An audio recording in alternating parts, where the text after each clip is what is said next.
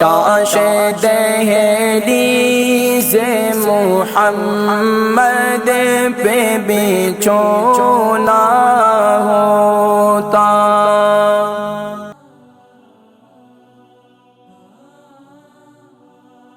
جی السلام علیکم۔ وعلیکم السلام۔ میں آپ کا پروگرام سن رہی تھی تو آپ نے ایک ذکر کیا ہے کھاوے کا، تو آپ وہ کھاوے کی ریسیپی بتا سکتے ہیں؟ ٹھیک ہے میری بہن، میں ذکر کرتا ہوں۔ نام کیا آپ کا؟ میرا نام افضل ہے۔ ٹھیک ہے، میں قہوے کی ریسیپی ذکر کرتا ہوں انشاءاللہ۔ تو قہوہ واقعتاً قہوہ ہے، اس کو نوٹ کر لیں، ہر گھر میں استعمال کریں، بچوں کو پلائیں۔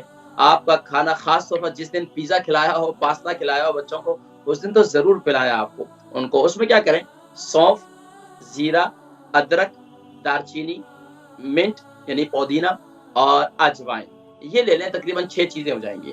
اس میں سے ادرک اور دارچینی جو ہے وہ 1 سے 1.5 انچ کا ٹکڑا لینا ہے، باقی ساری چیزیں 1 ٹی اسپون لے لیں۔ اور تقریباً گھر والے اگر 4-5 ہے نا تو 4-5 کے اندر 1 چمچ کافی رہے گا۔ تو آپ جو ہے وہ تقریباً اگر 4-5 کپ بنانے ہیں آپ نے تو پانی اس کا ڈبل کر دیں، پانی اس کو ڈبل کر دیں، جب آدھا ہو جائے۔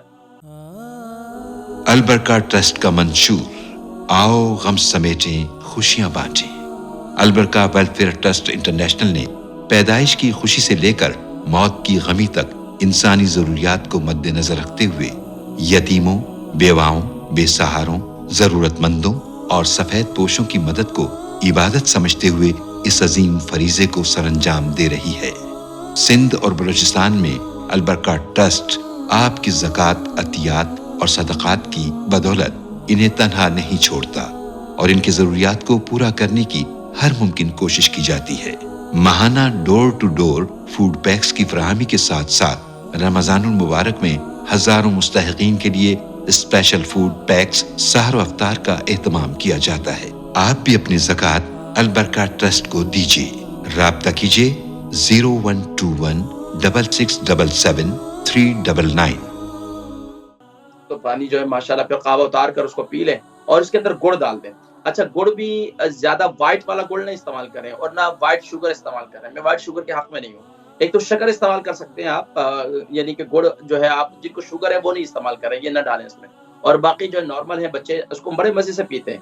آپ کو یقین جانے بہترین ڈکار آئے گی، آپ کولڈ ڈرنک وغیرہ کی آتی ہیں آپ چھوڑ دیں گے انشاءاللہ۔ آپ اس کو ایک دفعہ پی کر دیکھیں، مزہ آ جائے گا آپ کو انشاءاللہ۔ تو یہ قہوہ بڑا مفید ہے انشاءاللہ۔